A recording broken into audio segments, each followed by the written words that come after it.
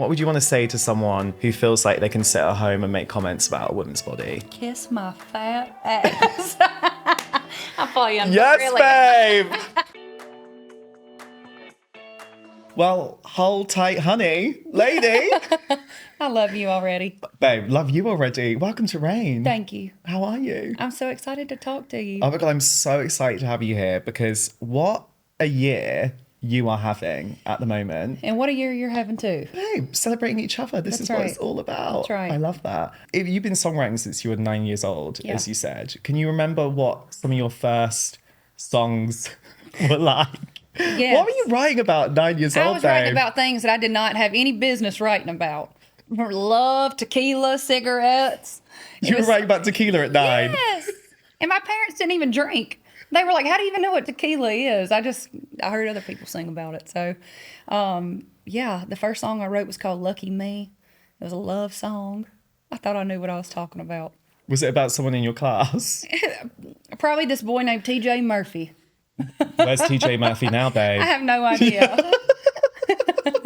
Well, that love has started a whole amazing career for you. Yeah. So thank you to TJ Murphy. That's it. And then you then went into a phase of being a Hannah Montana impressionist. Yeah. Which I'm obsessed with the fact you did this. Oh, I did it for 5 years. You did it for 5 entire years. I did it from like 8th grade till I graduated high school. What did this act involve? I had a portable sound system. Mm-hmm. I had the 16-track karaoke CD. Mm-hmm. The reason it even happened is because my 8th grade teacher was like, if I buy a Hannah Montana wig, will you come to my little girl's birthday party? Well, I'm an overachiever, so Yeah. I was like, I'm going to put on a show. And I already had a little portable sound system because I used to go up to like the nursing homes where the elder lived and, put on little shows for them. And so I remember putting on a show on a flatbed trailer in the backyard of my teacher's backyard. And when I tell you it spread like wildfire, like I did 3 or 4 birthday parties a weekend for 5 years. You were butts and busy. Yeah. That's some serious cash at that age. It was so much fun. And if anything, it just taught me like, this is not going to be easy. It taught me that like if I really wanted something, I was going to just have to go and get it. I would open up the show a lot of the time as Lainey Wilson and then transform into Hannah Montana. Yes. Oh, I love that. Yep. Did you ever do See You Again, that song? Oh, babe, it's one of my favorites. See you again. Oh my God, I love that song so much. I love it too. It's like, I've got my eyes set on you. And I'm ready to aim. Babe, it's like having Hannah here. I know. Welcome. Do you know we were getting 2 guests in one today? I'm obsessed. And then so you do that and then you're like, right, this is it. I'm moving to Nashville now. And you took yourself off and you were 19 years old, right? Yeah. Walk me through like what it was like moving to Nashville at that time. Oh my gosh. Well, so I had finally hung the Hannah Montana wig up. And then R.I.P. Yeah. I hope you framed her now. Look, I went through multiple wigs. Yeah. Multiple. But I remember joining a band called the Cadillac Kings in North Louisiana. And we were going to like Mississippi and Arkansas playing shows. And I wasn't even old enough to be, really in the places and the bars that I was playing at. But at 19 years old, I was like, okay, if I'm really like wanting to do this thing, then I need to be in Nashville. I knew one guy in Nashville, and he actually taught my daddy how to play guitar. He was from my hometown. And my grandfather back in the 70s gave him just like a handful of cash and was like, go to Nashville and do your thing. And because my grandfather helped him, he let me live in my camper trailer in his studio parking lot for the first 3 years I was there. Wow. Yeah. What was it like living in that trailer, trying to make it? I mean, there were some dark days, there were some days where I should have absolutely been like, what the hell am I doing? Like, I need to pack it up and go home.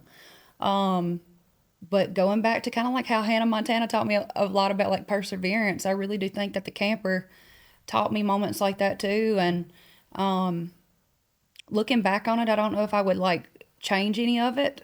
I feel like there were some days where I felt like, man, I don't know anybody. I don't know what to do. It took me a really long time to even getting my foot in the door with my writing. You know, I knew that my songwriting was the strongest thing of what I could do at the time. And so I felt like if I could lead with that foot, then I could, you know, maybe walk through other doors. But I still couldn't get a publishing deal. I couldn't do any of that until about year 7. That's a long time, and it's quite a lonely journey, isn't it? Did you feel quite lonely at that stage of your life? I felt so lonely. But again, it goes back to that voice, listening to that voice, that inner voice just kind of telling you, like, hang on, there could be something right around the corner. And whether that was stupidity or whatever, I mean, I'm glad I listened, you know? Has that kind of experience taught you to trust the process? Is that something you've learned? 100%. I'll tell you, like, I always just kind of viewed it like every song I wrote, every show I played, everything that I did. I've been in Nashville for 15 years now. I still view it as brick by brick, you know, just like laying that foundation. And I feel like the stronger the foundation is, then you can start getting more creative and taking more liberties and whatever. But I think like putting those hours under my belt was very important. And I was reading you literally had like tornadoes going on while you were in this trailer. Oh, I was literally holding on. I will never forget, my camper literally started shaking in the wind one night. And I was like, oh, this is how it ends?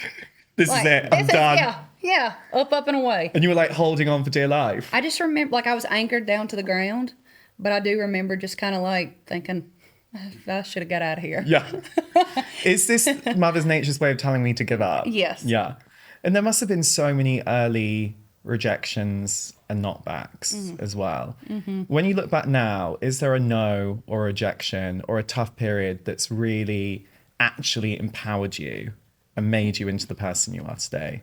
One of the biggest no's that I had was I was somewhere in Florida at a radio station, and I played my music for this guy, and he leaned over his desk and he's just like, Lainey, you're not good. It just is what it is. Like, you're just not good. And then I leaned over his desk and I said, out of the 10 years, because it had been 10 years at the time, I said, out of the 10 years of me being in Nashville, you telling me that don't really mean anything. So it really just kind of like fueled my fire. Oh my God. Look at you now, babes. So. And that just goes back to having that strong relationship with yourself, because in those times where you're questioning yourself and you have other people questioning you, you have to really work on your mental health and your mental resilience, don't you? You have to. How have you worked on your mental health, and what have been some turning points in you learning to look after your mental health?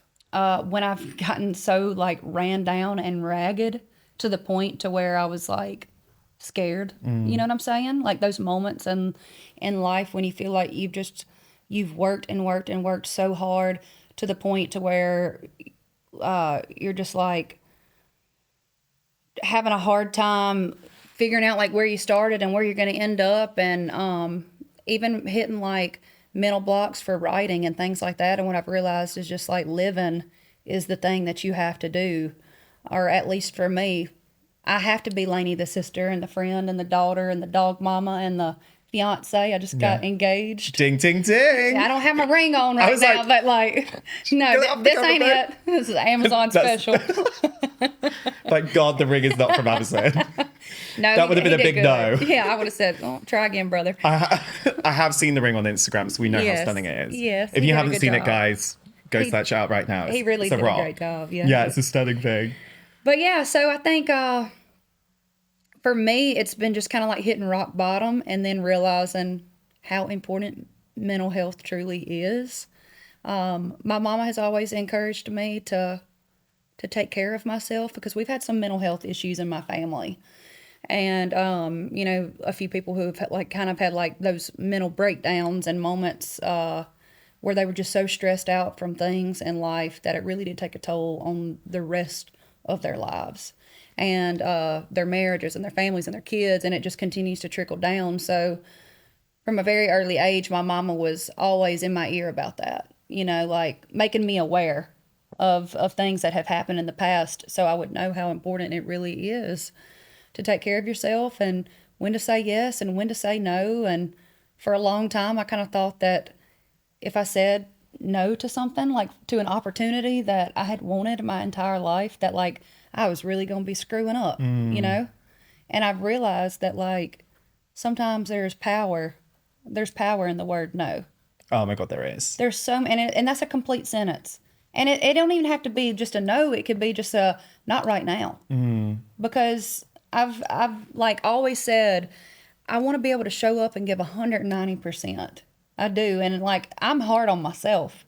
And I feel like when I'm not rested and ready to roll, I feel like, man, I could have done a better job at that.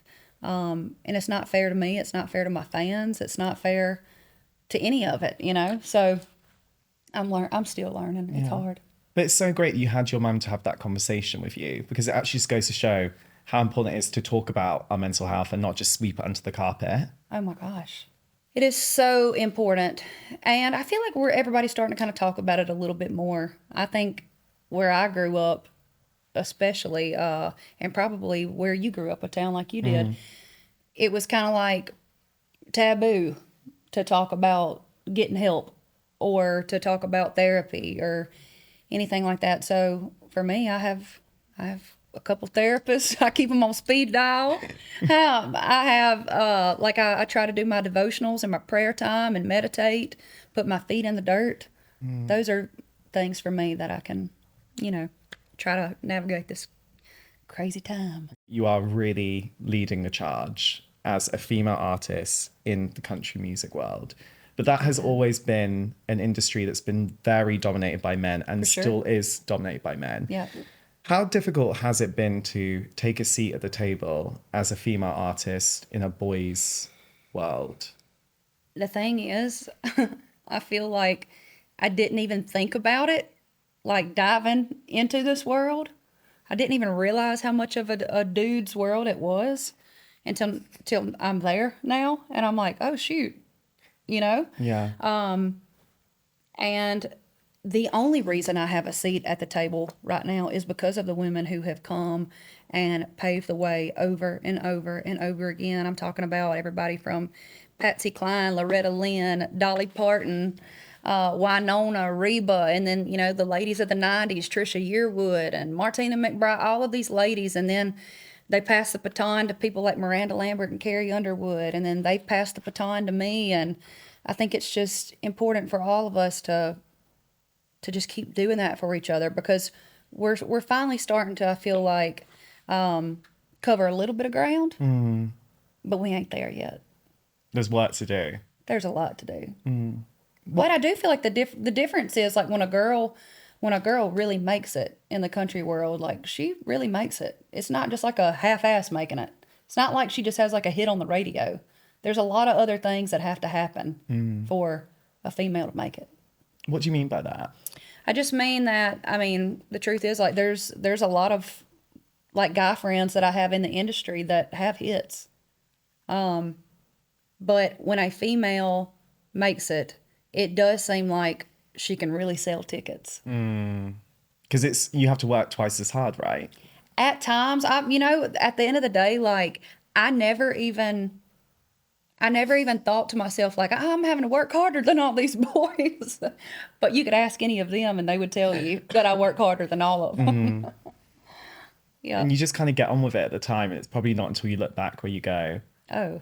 Yeah. Yeah. I had to work harder than that. Yeah. Is there any misogyny that you came up against and any sexism on that journey? I definitely think radio tour, like the man that I was telling you about. The truth is, and whether it was because I was a woman or not, I walked in there and I could just tell he didn't like me immediately. And I think looking back on it, and after kind of like getting to know a little bit about this dude in the industry, I do think that I'm not the first person he's treated like that. I think he likes feeling like he's got the upper hand with not just the girls, but with the dudes too. And but I think he especially hated to see me coming that day. He was just like, I don't like this girl, and I don't know why. But you proved him wrong, babe. Well, now he's got to play me. No, he has to. You're everywhere. Which of the 6 country hits are you going to pick? The 6 number ones. And I think also as well, you've really had to face quite a lot of difficulties being in the public eye around body shaming. Yes. As well. For sure. Which is so crazy that anyone feels like they can comment on a woman's body. It's weird. How difficult was that for you? And what would you want to say to someone who feels like they can sit at home and make comments about a woman's body. Kiss my fat ass. I'm playing, but Yes, really, babe. I'm playing. I would say, well, first of all, my butt went viral on TikTok back in, was it 2020, 2021, something like that. I'm losing track of time. But at first I kind of thought it was funny because I was like, I've been working on music my whole life, and then all of a sudden I feel like I'm gaining a lot of fans because of my rear end, you know? It was a weird thing. And I thought it was going to be like a quick little like viral moment and then something to laugh about, you know, whatever. But then it like kept going on and on and then on, and it was still going on like months later. Like it really went viral. I read way too many comments. I read way too many things that people had to say about me. And at the end of the day, like I'm a storyteller. I think that words are powerful. That's why I wanted to write music, because I think words are powerful. And even if you don't believe it, that what somebody says about you, like even putting your eyes on it for a split second can kind of like leave a little mark, you know? I noticed then, I was like, okay, I've got to be very careful with what I'm looking at. And I felt like at one point in time, like social media was really like preventing me from taking whatever that next step was that I needed to do. And so at that point, I made it like a very conscious decision to just like stop reading it, and also reminding myself, where do you find your self-worth? Are you what those people say you are? Absolutely not. I know who I am. He knows who I am. Like, that's it. And it's been a struggle. It's been a struggle. And then at the end of the day, like, you're getting photographed all the time. You're getting videoed all the time. I'm a woman. I fluctuate. I could eat a burger tonight and I'm going to be 10 pounds heavier tomorrow. It just is what it is. And you've got people watching. And, you know, a lady who's probably not getting photographed and videoed as much, maybe you don't notice it. But it's a real thing, and people have something to say about everything. It's damn if you do, damn if you don't. And then I had kind of trimmed up because I had played 186 shows one year, and then people had a lot to say about that and thought I was on some stuff, and it was just the weirdest thing. I'm like, this has nothing to do with my music. I'm not telling you that you got to like my music. I'm not saying that you have to like me, but it's a weird thing to like talk about the way that somebody looks. My parents did not raise me that way. They taught me to like look at somebody's heart and from within. And so I think some people didn't get their butt whooped as a child, and it shows. Truly. But also, it's like, it's just, if you haven't got anything nice to say, just keep it to yourself. I just don't understand it. Like, how is someone out there on stage living their life in whatever weight they're in? How does that affect you, and why do you feel like you have to make a comment about it? It's people who, somebody hurt them. Hurt people. Isn't that what they say? I really do think that. And so I try to show them grace too. But it's hard. Every now and then you just like, you type up the comment back, you know, and then you like delete it and you're like, I just feel better even though I typed it up. Yeah. Sometimes you just got, it's like when you need to send a message to someone and you write out in your notes. Yeah. And sometimes you just need to write it out. You don't have to press send. That's it. Yeah. And you've written a song for the Dolly Parton. Yeah.